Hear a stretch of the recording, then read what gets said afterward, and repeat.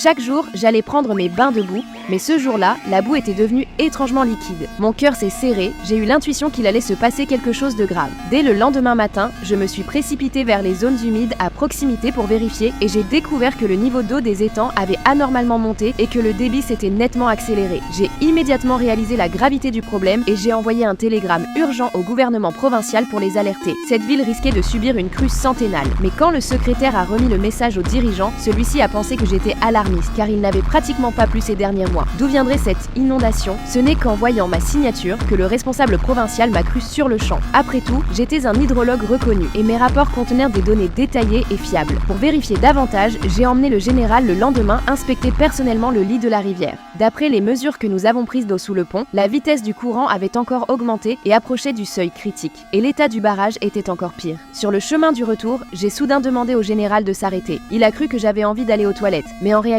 j'avais remarqué un arbre dans la cour d'un paysan au bord de la route. En plein été, il était entièrement jauni alors que tous les arbres alentours étaient normaux. J'ai immédiatement demandé au fermier s'il avait une cave. L'homme, perplexe, m'a dit que personne n'utilisait plus la cave depuis longtemps. Quand je suis descendue y jeter un œil, j'ai vu que la peinture des murs s'écaillait sur de grandes surfaces et que tout était humide. Le fermier était encore plus déconcerté car cette zone n'avait ni rivière ni nappe phréatique, mais moi je comprenais. Cela signifiait que le danger était imminent. Je suis retournée en urgence au gouvernement pour dire au vice-dirigeant qu'il fallait évacuer l'hôpital sans délai, sinon les conséquences n'en seraient désastreuses. Les experts ont proposé de faire exploser le barrage de l'affluent pour détourner les eaux de crue de la ville, mais ils ont fini par me mettre dehors. Résigné, j'ai pris l'avion pour rentrer chez moi. Mais quand l'appareil a survolé une grande rivière, j'ai été stupéfait de constater que le cours d'eau ne correspondait pas du tout à la carte. En regardant attentivement les annotations, j'ai découvert que cette carte datait de 60 ans. À ce moment-là, j'ai pleinement réalisé que mon jugement initial était faux et que la situation était bien plus terrible que je ne l'avais imaginé.